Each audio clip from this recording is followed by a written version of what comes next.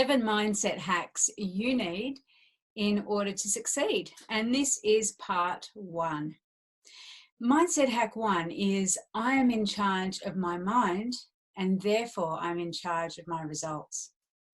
Now, this one is really interesting to get your head around. Now, as we saw in our episode on what is mindset, your mind isn't just what you think about.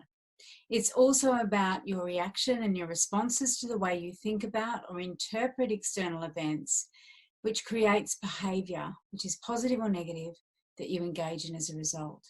And these reactions, responses, and behaviors can help you or hinder you in your quest to achieve the outcome that you desire.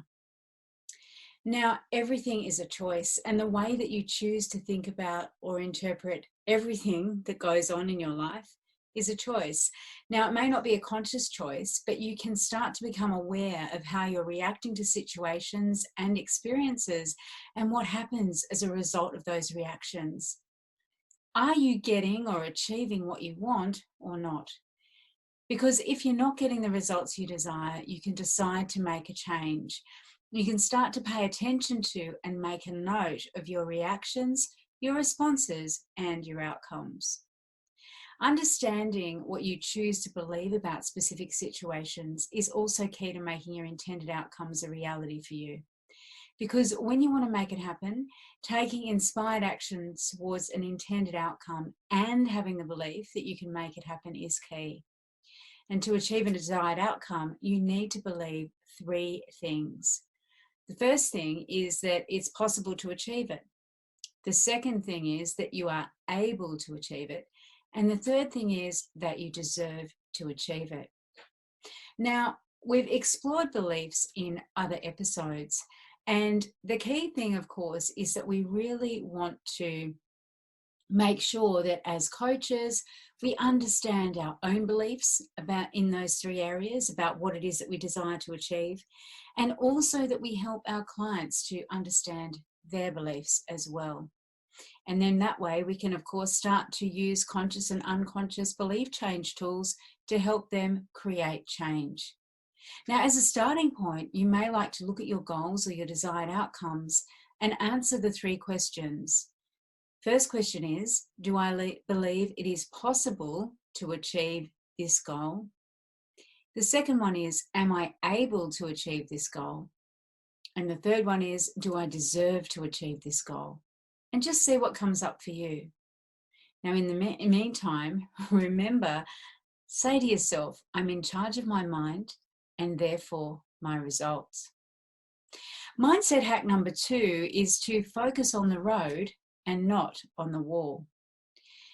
So if you focus on the wall, you're going to drive straight into it. If you focus on the road, you'll follow the road. Now, and it's true for whatever your desired outcome is. You need to focus on what you want and not on what you don't want. Put another way, where your attention goes, your energy flows. Don't think of a pink elephant. Now, my guess is that the first thing you've done there is to actually think of a pink elephant, because in order not to do something, you need to be able to create an image, a representation of that thing to yourself. Which is why, what we're focusing on, the language that we're using with ourselves is so important. And I want to ask you something right now.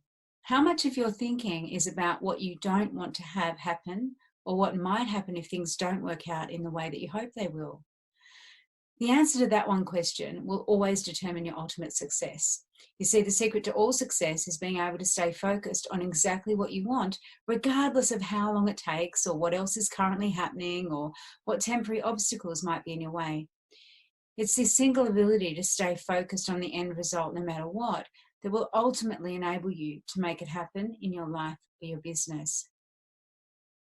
Now, we've talked before about your reticular activation system, or your RAS. Just like a computer, your brain has an incredible search function.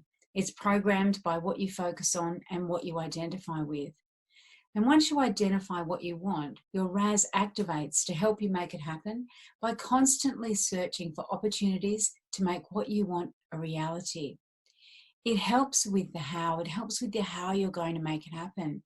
Now, it's not about positive thinking, although of course that does help. It's actually about taking inspired action towards what you want. Now, you can make sure that you're focusing on what you want by answering these questions. The first one is, what do I want to do, be, or have?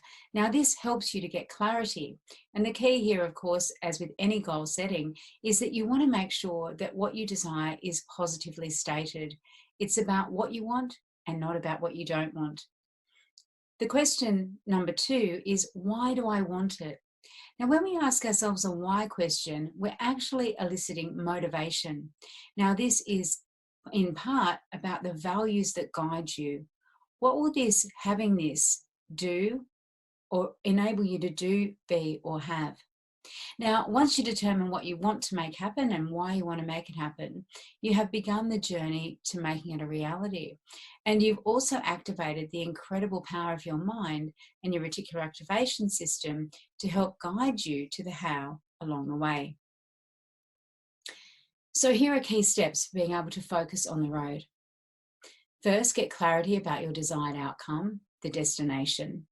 Second, get specific about your motivation. Now, your motivation is the fuel that keeps you moving, even if things don't go as planned. Third, take deliberate action to move towards that desired outcome. This is the journey. And ask yourself now, what one action will you take to focus on what you want today? How will you get that focus, that real clarity, so that you're focusing on the road and not on the wall? Our third mindset hack is there is no failure, only feedback.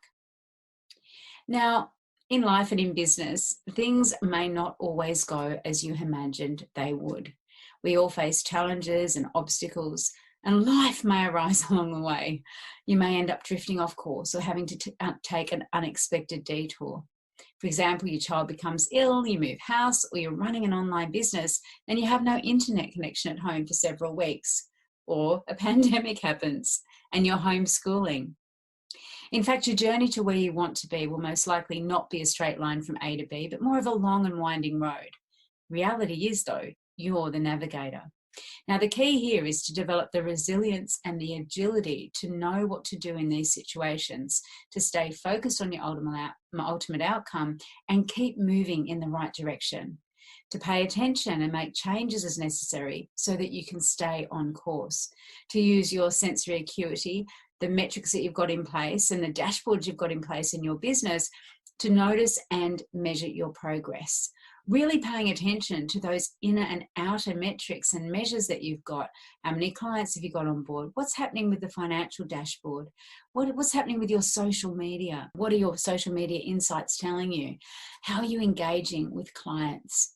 Now, it's really important that you do have that agility and that flexibility to be able to make changes as required, to use both the metrics that you've got operating in your business, as well as, when you scan the environment and notice environmental changes, economic changes, changes in your industry, to actually be able to have the agility to make changes.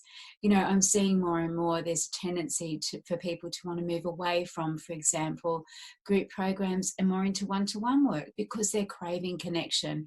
We've been in lockdown for a long time now, and so people are operating, their behaviours changing.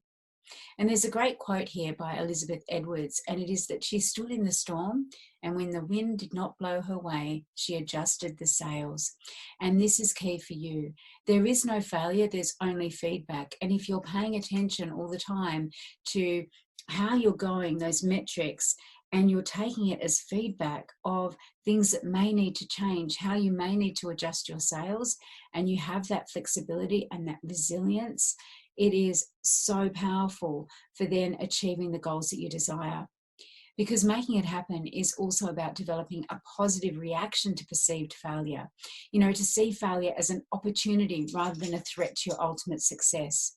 Now, if you view your progress in terms of success or failure, you're not fully utilizing the power of your mindset, and you're not fully utilizing your ability to learn from the feedback you're receiving and to be able then to adjust your course accordingly. So how do you view mistakes? There are lots of ways people view mistakes. They can avoid them at all costs. They can hide them as quickly as possible. They can say to themselves, I'll never do that again. They can adopt an attitude that I welcome them. They're part of the learning process. They can be questioning, well, that was interesting, and I wonder what that means. They can also be a bit analytical. I need to work out what happens so I can make improvements. Now, the reality is that the best way to view mistakes or perceived failure is that they're not mistakes. They're just opportunities for learning something new. And if you do this, if you adopt this attitude, you will be able to start to develop that resilience and also ultimately, of course, achieve your goals and your desires. And if you stumble, make it part of the dance. Nobody else needs to know. So how do you know how you're going? I want you to think about this in the context of your business. What feedback loops do you have in place to check progress towards your goals? What external feedback loops do you have? Are you measuring customer and client satisfaction? Are you looking at your insights on social media? Are you looking at your sales that you're getting? What metrics do you have in your business to measure feedback? And also your own internal feedback. And often this is about how we feel about situations and circumstances. How do you know when you've done a good job? Because the reality is that when we're striving to make things happen, when we want to achieve our goals and achieve our outcomes, it all is about discovering what doesn't work and what does work. And when you know what works in your business, when you know what works in your coaching, it's really about doing more of that and focusing on that and applying more of that into your business. And there are 4 great journal prompts that I like to use every evening. And they are, what have you learned today? What have you learned today? I know that as long as I'm learning something new every day, I'm growing.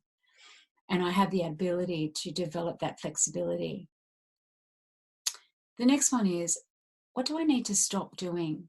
What do I recognize at the end of that day that maybe I need to stop doing? Last week's episode was about boundaries, and there were some lessons for me in boundaries, and I hope there were for you too. And so I asked myself this question, what do I need to stop doing? Then I asked myself, what will I start doing? What do I need to start doing to increase my overall effectiveness, to bring more joy into my life, to attract my ideal clients? What do I need to start doing to achieve my goals? And then I asked myself, what will I continue doing?